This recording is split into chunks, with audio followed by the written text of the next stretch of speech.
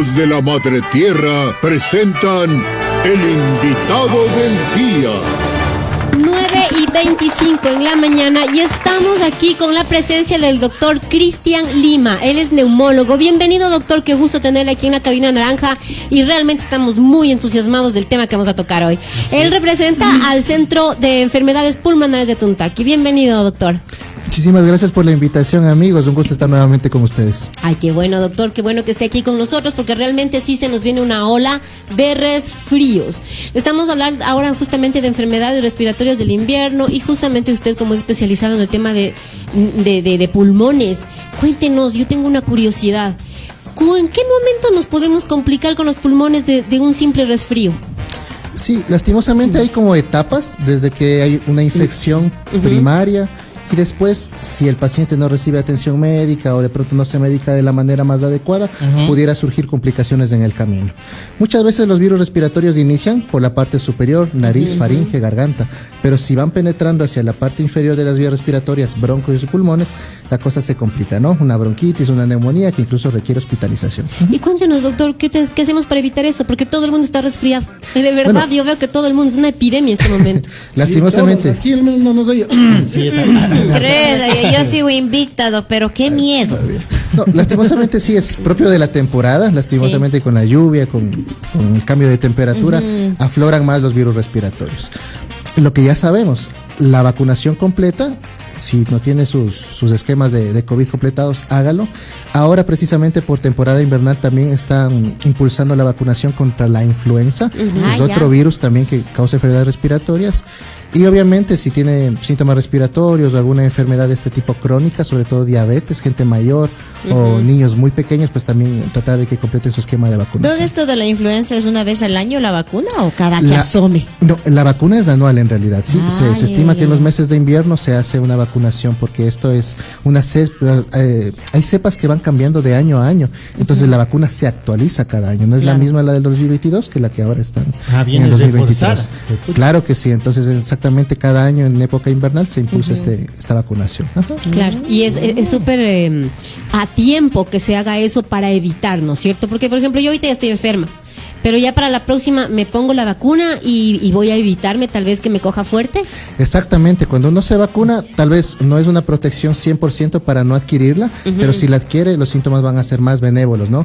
Menos días y menos intensidad. ¿Qué otra parte de la influenza está como ahorita muy, muy fuerte, Doc? ¿Qué otra parte de la influenza? Aparte de la... claro, es que en realidad tenemos varios virus respiratorios, sobre todo el que tiene como causante el resfriado común, ¿sí?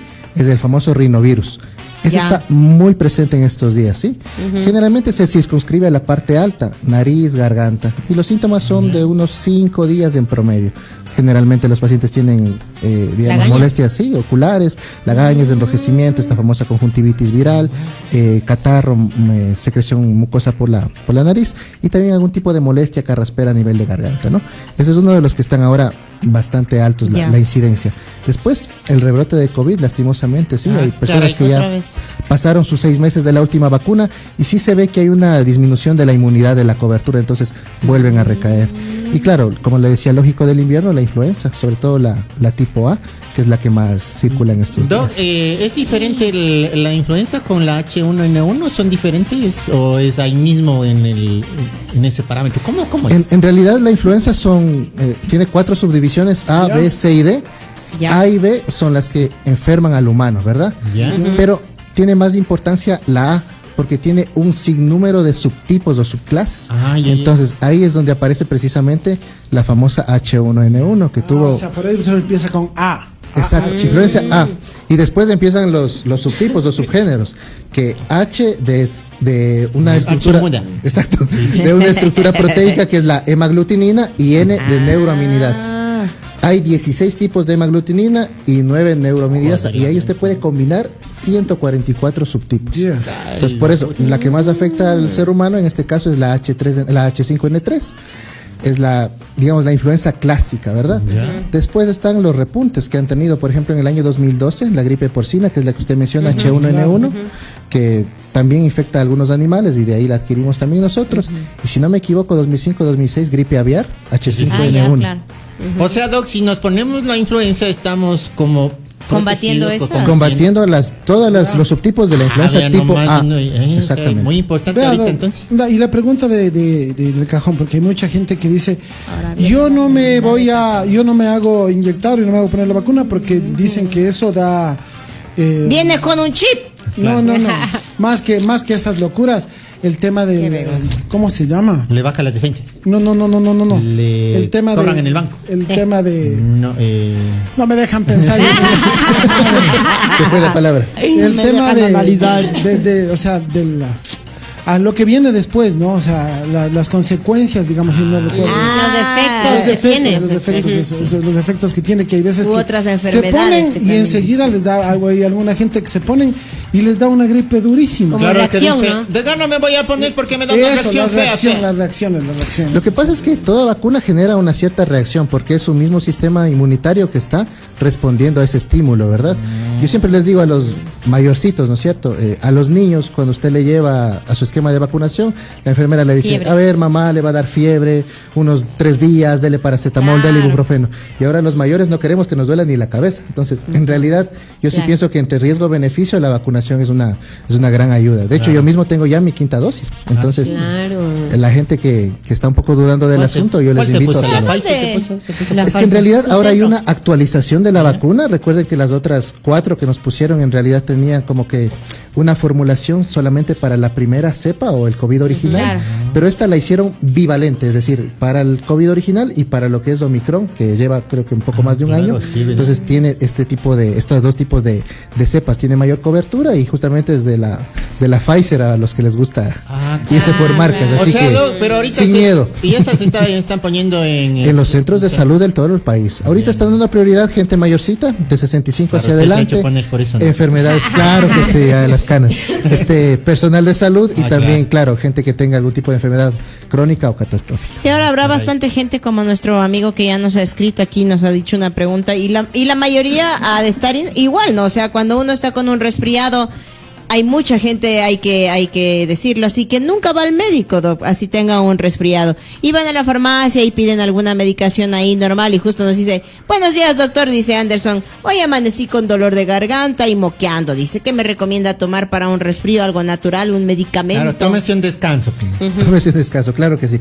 Es que en realidad depende un poco del cuadro clínico. Recuerden que en el mismo COVID nos dio una lección. Hay pacientes que tienen millones de síntomas y muy graves y pacientes que no tienen ni un dolor de cabeza, ¿verdad? Entonces es individual, el comportamiento de los virus es un poco un misterio en ese sentido. Claro, y la receta también es individual. ¿Cómo exactamente, se pone dependiendo de cada caso. Hay pacientes que dicen, tengo congestión, tengo tos, perfecto. Serían 2 medicamentos nada más. Pero si tiene fiebre, dolor muscular, dificultad respiratoria, ya también la indicación, la prescripción sería más grande, ¿no? Entonces, en todo caso, de pronto, si es que es un cuadro bastante leve, siempre se dice que los síntomas principales, que en este caso sería el dolor o la congestión, serían los que debemos medicar. En este caso un antigripal puede ser un antigripal de uso común que tiene un poco de paracetamol, un descongestionante, un antialérgico por ahí, nada más. Vea, Doc, después de que ya le coge a uno la gripe así fuerte, a mí me cogió Yo pensaba que le coge a uno la edad. También. ¿Cuándo ya debe hacerse vacunar de la influenza? O del COVID y todo eso. Es que en realidad, yo sí digo, cuando uno está en el pico alto de los síntomas, debemos de esperar hasta que desaparezca este cuadro infeccioso. Totalmente. ¿No? Totalmente, que usted se sienta bien, que se sienta recuperado, que no tenga síntomas. Y eso generalmente ocurre entre 10 y 14 días, ¿verdad? Entonces falta 5. Usted se siente bien, se recuperó, puede irse a vacunar inmediatamente. Porque siempre había ese tabú de que espérate un mes, de 2 meses, 3 meses. Pero y ahora lo que quedamos en la última vez que ya se nos queda esa tos eterna de meses y meses y meses. Eso es lo peor. Y a mucha gente le ha pasado eso, ¿no? Y están con esa tos y esa tos y dale. En el caso del COVID sí se ve que es un virus que deja algunas secuelas, ¿verdad? Sí. Entonces, lastimosamente, como ya no tenemos esa práctica tan común que era el inicio de hacernos un test, entonces pensamos que todo es gripe, todo es influenza y lastimosamente no se da la importancia al tratamiento, entonces ahí empiezan con las secuelas. 1 y 2, todos los virus, a los pacientes que tienen alguna susceptibilidad, por ejemplo una alergia respiratoria, una rinitis o un asma, le dejan ese tipo de malestares, sobre todo la tos, la congestión casi que permanente. Y ahorita que estamos así otra vez con esto de las gripes y tanto por el cambio de clima, es bueno como retomar otra vez la mascarilla, aunque no estemos todavía con síntomas gripales ni nada, por precaución. Sí, es que en realidad, por ejemplo, en los centros educativos, que usted sabe que hay una gran conjunción de y ahí es donde se los guaguas, ahí empieza y nos traen a la familia entera. Es por ahí donde empieza la cosa. Claro, pues ahí es donde empieza. Entonces, si es que el niño está enfermito, pues no lo mande porque va a contagiar al resto de compañeros. Pero ¿qué hace en la casa ahora? Dice que está solito. Exacto, bueno, y claro, llévelo al médico para que tenga el tratamiento más adecuado, se recupere de mejor manera, y si tiene síntomas respiratorios, póngase una mascarilla. Si va a estar en una aglomeración, en una multitud, en un evento público, póngase la mascarilla, porque ahora no se sabe, con un solo saludo puede estar contagiado. ¿Y qué tanto evita la mascarilla un contagio? Bastante, porque recuerde que el contagio es de persona a persona por las microgotas, no en estornudos, incluso al hablar. Las mascarillas de filtro, las de N95, perfectamente el 95% de cobertura. Claro, las mascarillas quirúrgicas tienen un poquito menos, no estamos hablando entre 60 y 70%. Sobre todo si no tiene como que esta especie de clip nasal que le da la forma aquí para que le cierre o le selle de manera superior. Doctor, yo tengo una pregunta, verán, hace más o menos un mes mi papá cayó enfermo con neumonía. Perfecto. Pero fue algo muy no comenzó ni con gripe, solamente fue una fiebre altísima y es un adulto mayor. Claro. Entonces, una fiebre altísima que obviamente nos alertamos y les llevamos y ahí nos dicen, sí, esto es una neumonía. Perfecto. Y la pregunta es, ¿por qué se contagian pero ni siquiera tienen síntoma de gripe? O sea, no es que se generó porque comenzó con una gripe, sino fue cómo se contagia de algo ¿Dónde así? le da neumonía? Bueno, la neumonía es la inflamación del tejido pulmonar, generalmente causada por infecciones. Ahora, no sé si delimitaron la causa o no. Sí, pero era infección, era de algún tipo de bacteria que obviamente bacterias se le trató. O también virus. Ahora, realmente los adultos mayores o gente que tenga alguna enfermedad, sobre todo los diabéticos o gente con hipertensión, tienen un sistema inmunológico deprimido, es decir, no van a tener esa misma reacción de síntomas que un paciente joven y sin ninguna enfermedad. Entonces ellos principalmente no tienen síntomas. Está, como usted dice, también uno lo sospecha por un dolor persistente, por una fiebre ahí que no tiene como que un foco. Y entonces dice, bueno, vamos a hacer un rayos X a descartar y termina dándose cuenta que tiene una enfermedad, una neumonía en este caso, una inflamación respiratoria. ¿Cómo se evita eso? Es que en realidad es lo que le decía. Si usted tiene una enfermedad crónica, tiene que tener un tratamiento adecuado, ¿no? Diabético, con su insulina, con su tratamiento de metformina, el hipertenso igual con sus tabletas para la hipertensión. Primero, estabilizar su enfermedad de base. Adulto mayor, vacunación actualizada. Influenza ya cuando empiezan los meses de invierno, noviembre, diciembre, anual. El caso del COVID, si no tiene completado el esquema de vacunación, hágalo. Y obviamente, como siempre se decía al inicio de la pandemia, ¿no? Al abuelito no lo expongan a visitas. Claro, llega el nietecito y lo primero que hacen es salúdale al abuelo, pídele la bendición. Y ya por ahí acabó abuelito, ¿verdad? Entonces, no, si es que el niño está un poquito acatarrado, pues preferible de lejitos, ¿no? O póngale la mascarilla y evitemos un poco ese tipo de cosas. Es mucho más consciente a un adulto mayor mantenerle siempre con mascarilla cuando sale y cuando tienen una enfermedad, sobre todo, sí. O sea, hay gente que dice, yo soy diabético, anda con su mascarilla. Porque preferible evitar, porque le pasa esto. Uno ya se llega a enterar de que tiene una infección cuando está en neumonía o tiene que ingresarse al hospital, prácticamente. Pregunta, dicen, buenos días, ¿y muchachos y mujeres embarazadas pueden acceder a la vacuna del COVID ahorita?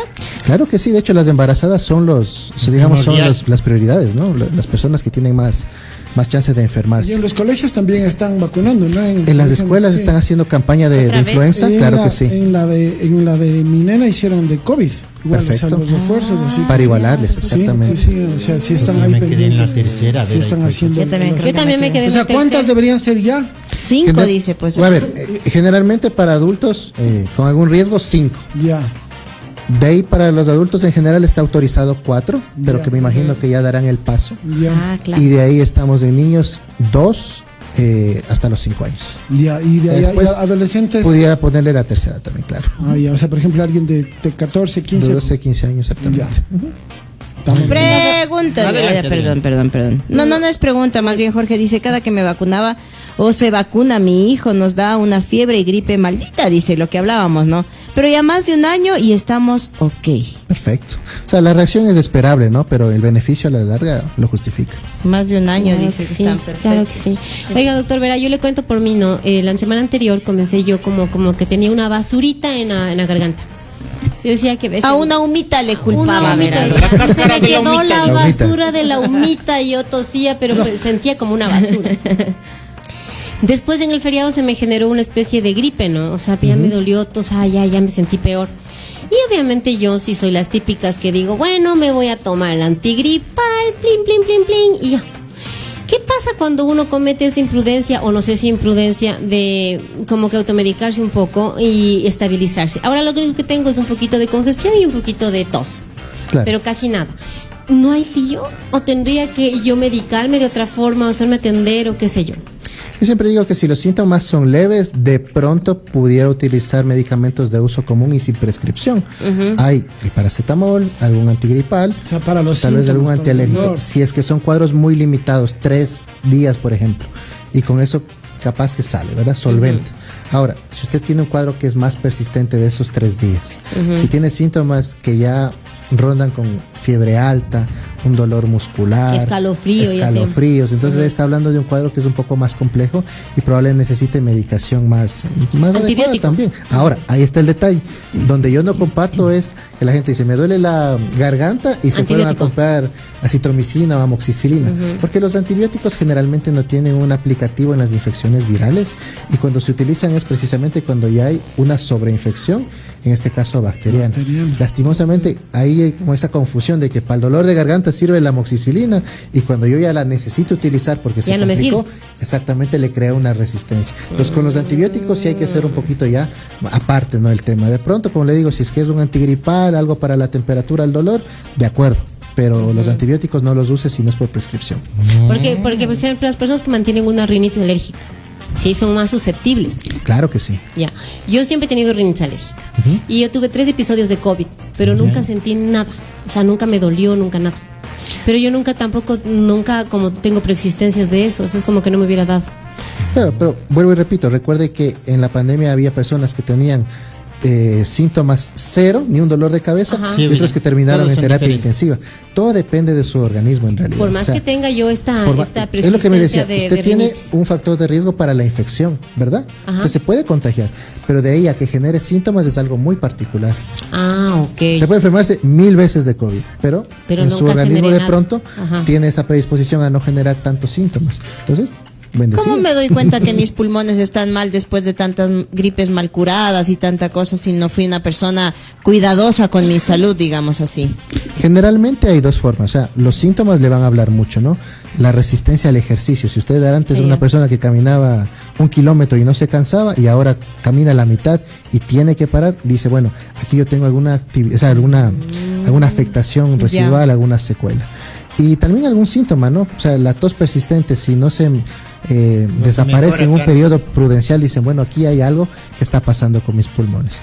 De ahí se puede evaluar de 2 maneras: los exámenes radiológicos, empezando por una sencilla radiografía de tórax, y lo otro que son las pruebas funcionales, por ejemplo una espirometría, que ahí sí le mide las capacidades y volúmenes de su aparato respiratorio, y uno puede ir también medicando dependiendo de esa afectación. Es bueno comprar de vez en cuando estas pastillitas de vitamina C momentáneamente, así como digo, ya viene noviembre, hay personas que hacen eso, ¿no? Ya viene noviembre, mejor vamos con las vitaminas C, las pastillitas diarias. ¿Cierto eso? En algo previene. O sea, las vitaminas C y todas las vitaminas en general que tienen un sistema, digamos, un efecto sobre el sistema inmunológico, pudieran ser un preventivo, un 10%. Pero es algo muy limitado, porque en realidad le damos como que todo el protagonismo, todo el peso a las vitaminas, y no siempre es así. Claro.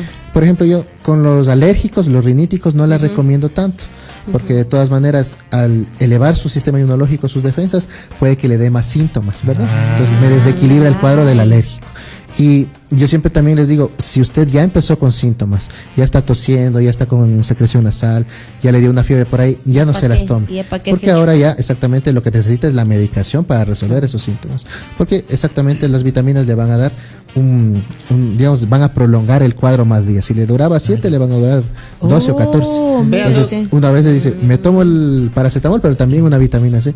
No lo combine.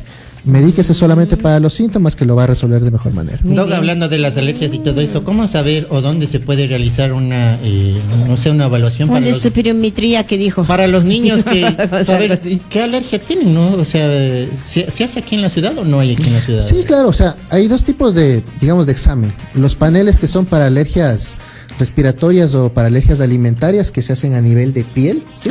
Que le raspan ahí. Sí, que se hace con una especie de piquitos, y se va poniendo la sustancia, y dependiendo de la reacción se puede medir a qué es alérgico o no.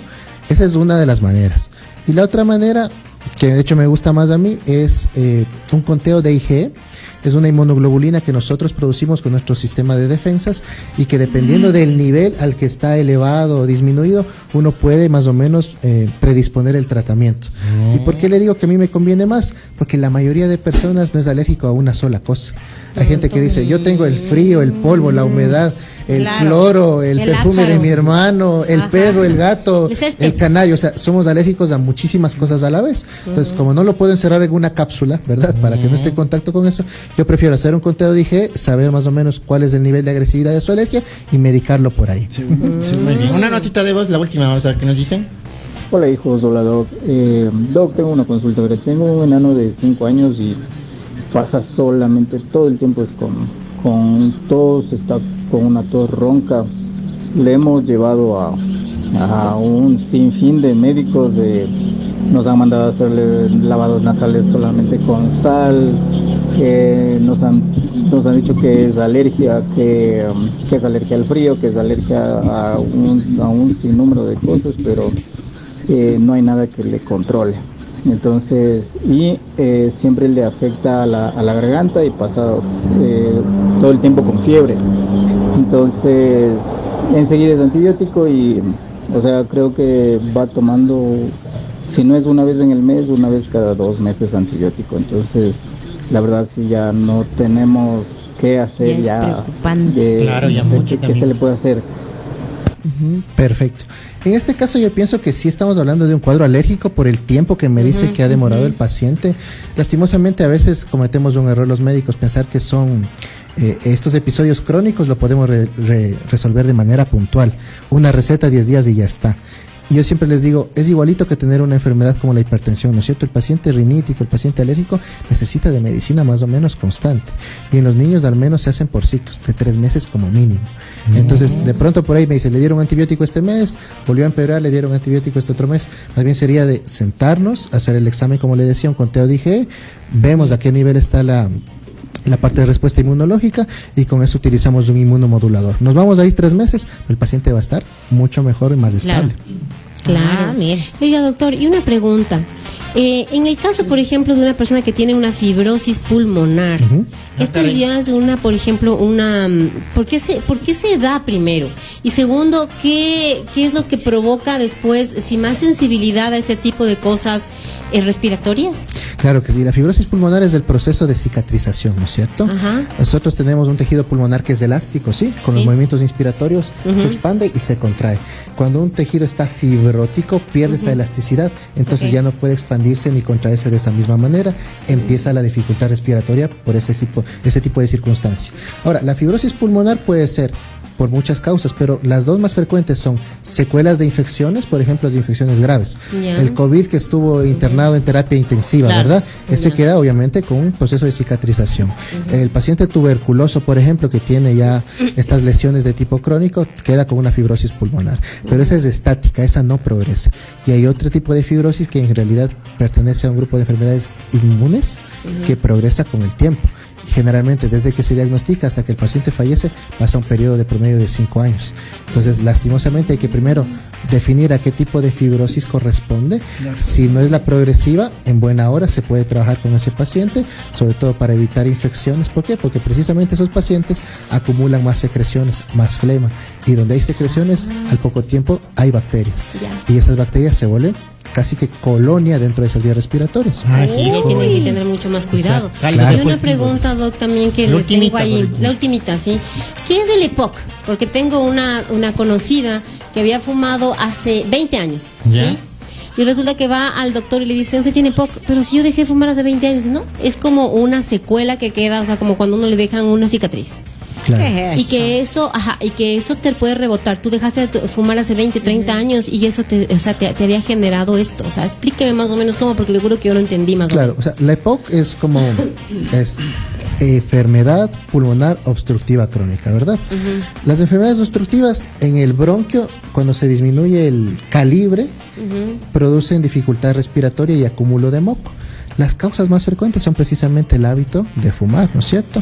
Y también algunas enfermedades profesionales, sobre todo la gente que está expuesta a químicos o también algún tipo de humo industrial.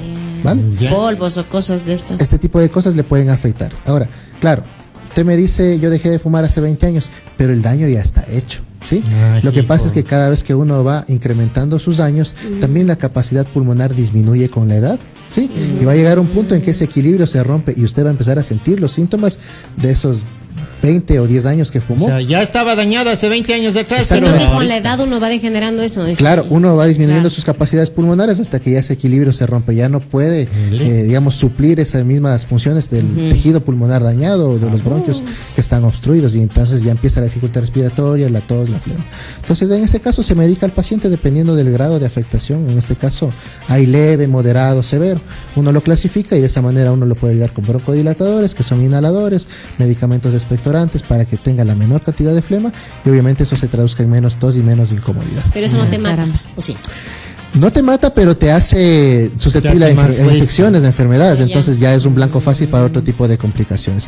Es una enfermedad que es prevenible, que es tratable y que en estos momentos pues se maneja bastante bien, claro que sí. Muy bien, recomendaciones, Doc, y a toda la gente que nos está escuchando. ¿Qué haces, Vito? ¿Qué haces? Exacto. No, claro que sí. Recuerden que lo principal es, si no tienen esquema de vacunación completo, háganlo en el tema del COVID. En el tema de la influenza hay una vacunación que es anual, que todos nos deberíamos preocupar por aquello, ya que vienen los meses de invierno. Si tienen síntomas respiratorios que sean prolongados, más de 3 días, que sean agresivos, con fiebre alta, con dolor, preocúpense, busquen atención médica.